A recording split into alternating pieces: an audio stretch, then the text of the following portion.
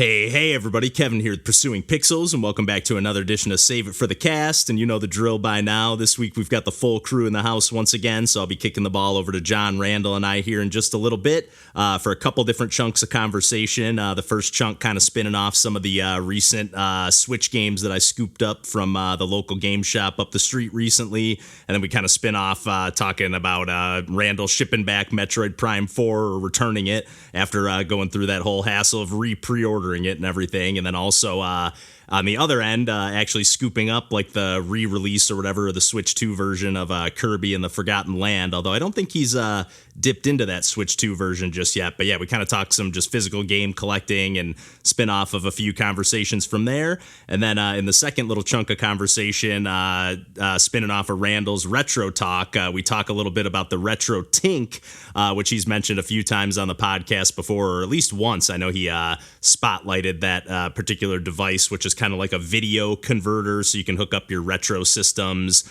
and other just various non-HDMI things, or maybe HDMI as well. But, you know, it's going to kind of up-res everything and just make it look super sharp on a modern television, you know, without having to break out the CRT.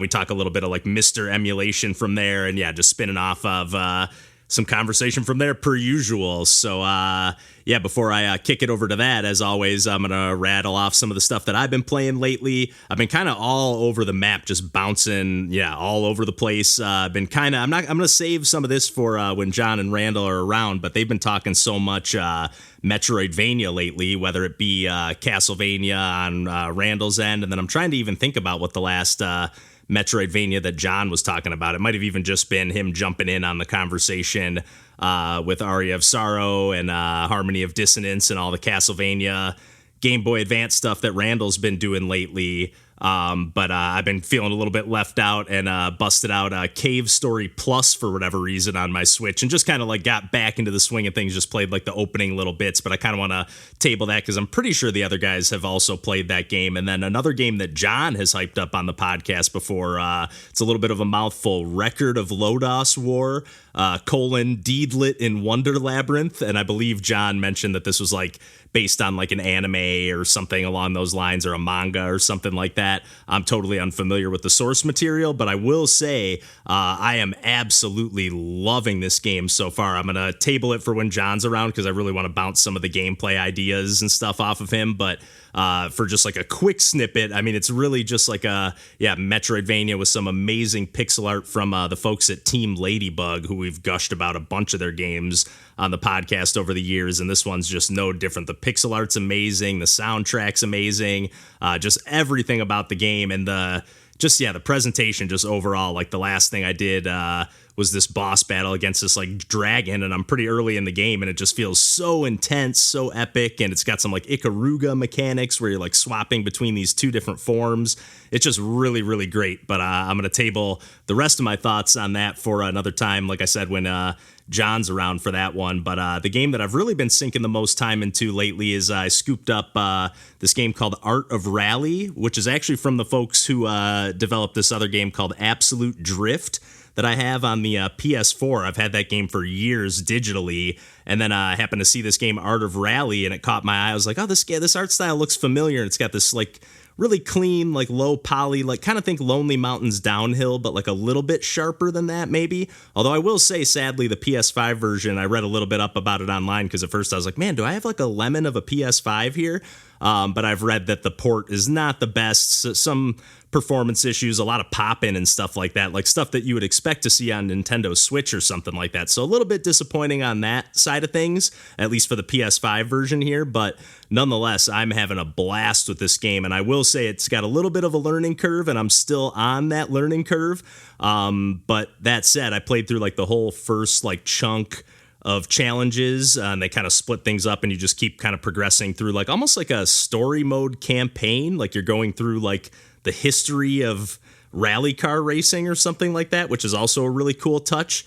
And to the best of my knowledge, the racetracks or the courses that you race on, and you're racing, but you're kind of racing only against the clock. There's never any other cars on the track, at least to the best of my knowledge.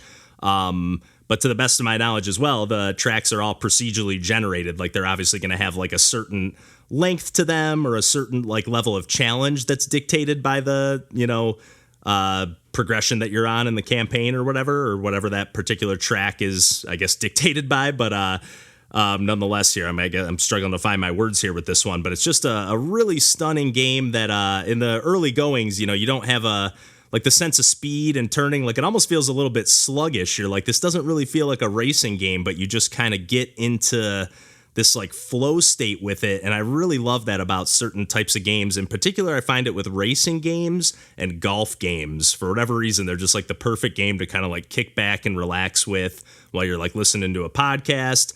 This game's got some nice music and stuff in the background, but once you get the feel for it, it's definitely one that's perfect for just like, having something else going in the background while you're playing. Although you're fully focused on the actual gameplay itself, and the tracks vary in length, but they can be nice and long, and it's usually just one lap around the track. So there's no like repetitive, just going around a loop over and over. You got a ton of different camera settings that you can, pull the camera way out. You can zoom way in. I was kind of talking to the Boss Fight guys, the band that John and I play with, in our text thread, and mentioned this game and some of the other games, actually an upcoming game from the same developer. I think it's called Over the Hill, if I'm remembering correctly, which is another car game, but it looks like it's more exploration focused, like and multiplayer focused as well, which looks really cool. So I sent it to the guys like, hey, this looks like it'd be a fun time. We've gone on a couple trips together over the years, and on our drummer's most recent bachelor party trip, we went kind of driving around and stuff like that. So it just seemed like, oh man, we could kind of relive some of that, digitally while we're all located, spread across the country here. So but back to Art of Rally, I've just been having a ton of fun with that game. Probably only put like an hour and a half, maybe 2 hours into the game so far. But it's just very addictive. Love the style. Like I said, a little bit bummed about the PS5 version not being totally up to snuff. But that said, I did get the collector's edition, and unfortunately the outer box is a little bit smashed up, but it was only $13. So I was like, you know what? It's got everything inside. It came with all these like patches and like 4 enamel pins. Just a bunch of cool stuff inside, like a bunch of artwork included. So really cool stuff. And for $13, I think that's cheaper than buying the game digitally. So I know I say that all the time. If I ever see a physical version of a game, I guess in this case, even if the box is a little bit smashed up, that outer, like cardboard box. But yeah, really, really having a great time with that game so far. And actually, having mentioned Lonely Mountains Downhill, I will give that game just another shout out again. I know we've given that game tons of love over the years, but I recently was showing my nephew some videos of that game. We found some random guy on YouTube that was relatively, clean cut, and actually totally clean cut and relatively funny, or at least to my nephew. He was cracking up every time he crashed and had some kind of reaction to the, action that was going on. But that said, I was like, hey, you know what? I got this game on my system. Like usually he only thinks about the games that I have in my little like cartridge case that has, I think it has 12 different games in it. So he thinks those are the only games I have. But I was like, no, I can just re-download this on my Switch. I have it on my Switch 2 at the moment, but I can re-download it on here and we can check it out. And once I switched it, I was actually shocked because my nephew is still not even 4 years old yet. And I switched it from the tank controls to like the relative steering controls, and this is like a downhill mountain biking game if you're not familiar. I just feel like I don't need to mention that because we've gushed about this one so much over the years. But the reason I thought of that is because we were playing Kirby and the Forgotten Land the other day, and I was having trouble steering during like this one car section, and it was because it used those relative controls, but my nephew was having no problem. So I was like, you know what? I wonder if I toggle that on, if he'll be able to get the hang of this. And by no means was he like ripping down the tracks without issue, but he was doing way better than I thought he would do, and it just made me love that game even more. Just watching this guy play on YouTube, I was just having a blast reliving some of those tracks and even seeing some shortcuts that I didn't know about and stuff like that. Just really, really awesome stuff. But yeah, there's a few other games that I've been dipping into on the PC here and there, but I think I'll table those for another time. And actually, another game that I haven't even played, but also just watching a little bit with my nephew, some Princess Peach Showtime. I thought to show him that because we've been playing a little Yoshi's Crafted World, and I've just been thinking of like, what else can I show him? Like I've been showing him some of the Lego games, just kind of brainstorming, like what are some other games that we could play and check out. And I talked about the demo for this game a while back and just thought like, oh, this game like seems like it'd be cool. And he is just absolutely like enamored with this game, just everything about it. And I think it's just because it's like so flashy and so like the presentation on it is just so crisp, and it's really, really cool stuff. It's definitely made me realize that I need to snag that game and add it to my collection, because I've seen it for as low as $40 used at the different game stores that I go to over the last year or so. And it also, we've been playing some Luigi's Mansion 3, so watching some Luigi's Mansion 2 HD videos is also making me realize that I need to snag that one as well. I think I talked about it way back when on the podcast, where I got it for Christmas and I kept getting the European version. This was last year for Christmas, like a year and some change ago. But yeah, watching a little bit of that again, even though you can tell it's like a 3DS game, just kind of HDified. But it still looks like it's such a cool game, and it doesn't have that 2-player co-op, which obviously I'm loving, playing Luigi's Mansion 3 with my nephew, and swapping between Luigi and Guigi. But I think I've done more than enough rambling here, although I will, like I said, I've been playing some other really cool stuff, so I'll definitely have to give those a shout out another time, whether it be on a proper episode of the podcast or save it for the cast intro here. But without further ado, I think I can kick it over to John and Randall here for a little more video games chit chat. And until next week, we'll catch you then, and take care.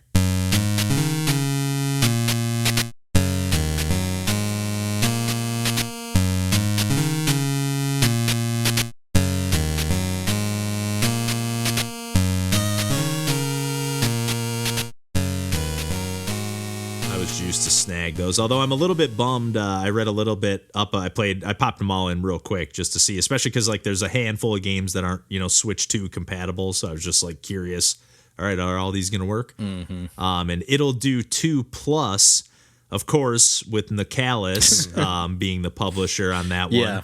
The developer somehow managed to like get the rights back to the game. And like the game, I think from Nicalis now is it might still be available, but I think it's delisted, and you can only buy the game now, the new version of it.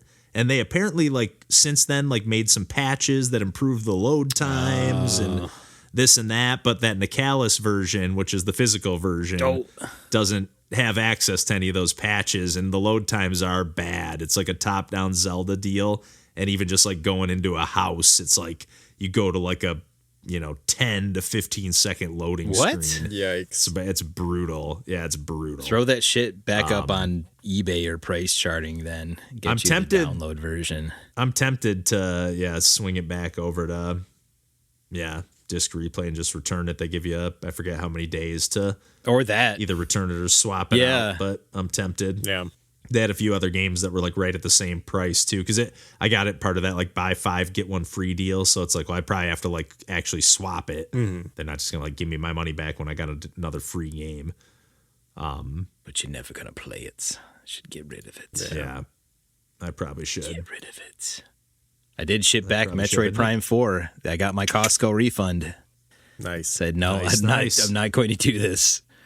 You jumped through all those hoops to pre-order that. I did. just to send it back. Yes, I did. That's whatever it was, 2018 or 2019 journey to now. Yeah, just close the fucking book on that one. And now you're not going to get all those little campfire scenes with Tokabi where he tells you about his totally not Native American space religion. Oh, brother.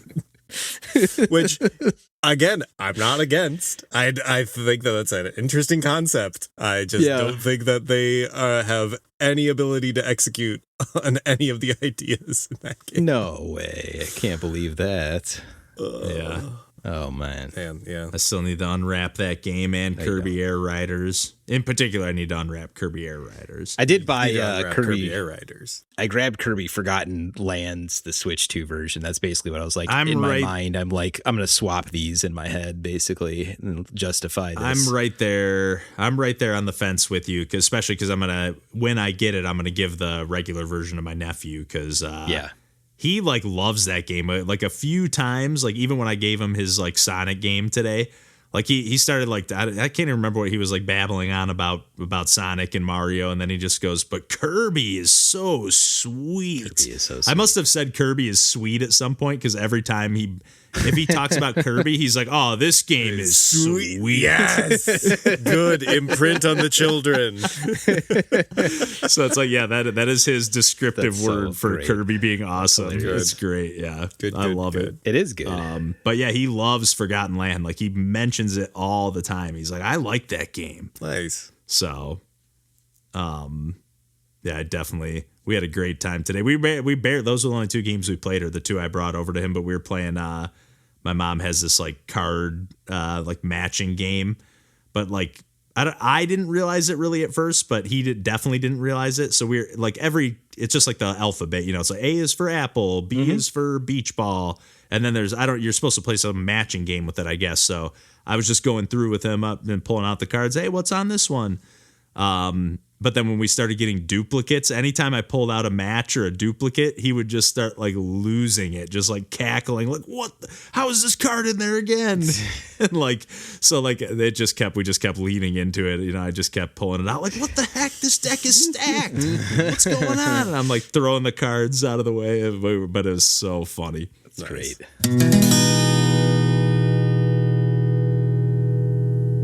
I'm going to talk about Super Off-Road for the Super Nintendo. Ooh. Yeah. That's what we're doing today. Go. That's where we are. Let's go. Yep. Man, speaking of Super Nintendo, man, I was looking up those RetroTINKs, Randall, and I know I've heard you say how much they cost. Holy fuck. Yeah. I was like, maybe I do want to get one of these. And I saw somebody on like a Reddit thread or something going like, man, I got one as a Christmas gift, and I knew I was never going to buy one of these for myself because of the cost prohibitive, you know, or whatever. That's not the right word, but prohibitiveness. And then I was like, I don't think they were that much, you know, a few $100, and I was like, $750. RetroTINK 4K shit. Pro, baby. And then there's like the CE version now that's like $475. Yes. That's like a more affordable version. Yeah. Yes. Only $500. Yes. In my head, I'm like, at that point, I was like, you know what? I'm not going to get a PlayStation 5 because I'm going to get this, and then it'll make all of my other shit work in a way where I don't have to second guess. Is this look right on here? It's like this motherfucker is going to make everything look perfect on my thin TV because I don't have my tube TV anymore, and it'll work without lag, and I don't have to think about any of that stuff anymore once it's set. But man, yeah, that's I was sweating like the CE is cheaper. Can I get away with that? I'm like, but if I'm gonna go this far, I might as well get the stupid. Yeah, it's Pro like if I'm gonna version. spend $500, I might as well spend $750. As dumb as it is, it's like $750 is just yeah. And it's only the one input, right? Like, or I mean, No. there's some inputs on the back too, but it's like There's more. it's not like a source selector though, is No, it? no, Like, no, it's no. kind of just like you have to like manually like It's straight up the just upscaler. have one thing plugged in at a time, or No, come on, Kevin. well, no, like, but like, don't you have to Who you have a talking source to? selector? Yeah. So then, how do you like? Do you have your stuff hooked up to a source selector and then running into the Oh, yeah, RetroTINK? baby. Yeah, I've Okay, got. so there's no way to like swap right on the RetroTINK itself. Like you would have to. Between different types of inputs, yes, actually. So that it's got Because component. I saw there's stuff on the back. Mm-hmm. You have a VGA Okay. input, which is nice too, because like, for instance, Fiona and I have been playing Yoshi's Crafted World on Wii U, and that's got a 720p max output. Well, the RetroTINK 4K takes that signal and boots it up to 4K, and it looks nice on the OLED. Really, so Yeah. I've got that going for it too. Or like I've got my Dreamcast HDMI modded, but still like. You know, the max output's not going to be 4K, but I can tell it like do your natural 240p or 480i resolution, and it'll upscale it through this RetroTINK without lag and look beautiful. Like as a result, like just really cool stuff. But yeah, it's got component, it's got SCART, VGA, HDMI, and I think you could even do composite on it if you want to be a sicko. Yeah. Does it have? Does it also have like? Does it automatically do like the CRT like filter grain, or is you that can do, like a okay? Not automatically, but like the settings are in there. You can, and it's they're like pretty a good toggle or whatever on there. Mm-hmm. Okay. Yeah, because I did see a couple people that I think they literally just took a picture of their TV, and I was like, "Damn, that looks fucking good." It's perfect. It made me really want one. It is. And I'm it mad works perfect. They are pricey. They are very pricey, but I don't even think about it anymore. Besides turning the thing on, it always just works exactly like I expect it to. Nice, which is really nice. Like I'd be really tempted to just get like that and like some kind of mister setup. I know we were talking about those misters recently, and just be like, man, I can just emulate any kind of retro era stuff that I'm in the mood for. Yeah, and you could plug that, play on a modern TV, and just plug that sucker from HDMI or component or whatever, and immediately have a very nice picture from your mister. Yeah, that way. Let alone your PS3 or PS4 would probably still look better through the thing too. Right. Which I had to like find a stupid like 18-in-1 HDMI switcher, which is fucking crazy. I don't have 18 devices plugged into it, but I'm like, well, you know, I can't just do 8 of them. I need more ports than that. So that's crazy. It actually has 18 inputs. Mm-hmm. Oh my God. That's amazing. Wait, is it 18 or 16? It might just be 16. Either way, that's crazy. Yeah, that's it is awesome. crazy. But everything works. I got it all hooked up. I love that. Took a lot of doing. I love that. Yeah.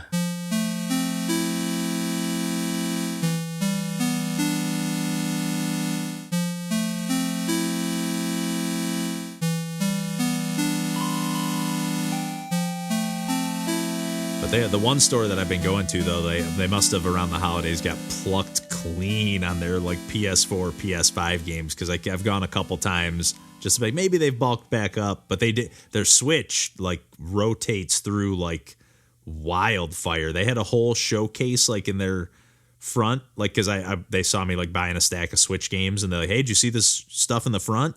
I was like, "Oh yeah, I saw that," and I was a little bit confused because it was usually they have stuff that's like on the pricier side, you know, up in the, you know, the rare stuff up in the showcase. Oh yeah. And there was like some of the stuff in there. I was like, oh, this isn't, you know, it's not like the stuff. There was stuff that's just like $30, and I was like, oh, they have stuff that's like $50 just out on the shelf. So and then they were like, oh, do you see that collection out there? They're like, yeah, well, that's all from one person just came in and turned in their whole collection or whatever, you know, vast majority of it or whatever. Brutal. So. And then they said somebody else came in and like brought in their whole thing. That was like, yeah, it was like a $4,000 trade, and I'm like, Jesus, brutal. Because obviously I know how much they undercut you for what they're giving you. So it's like, good Lord, good Lord, man, that's pain.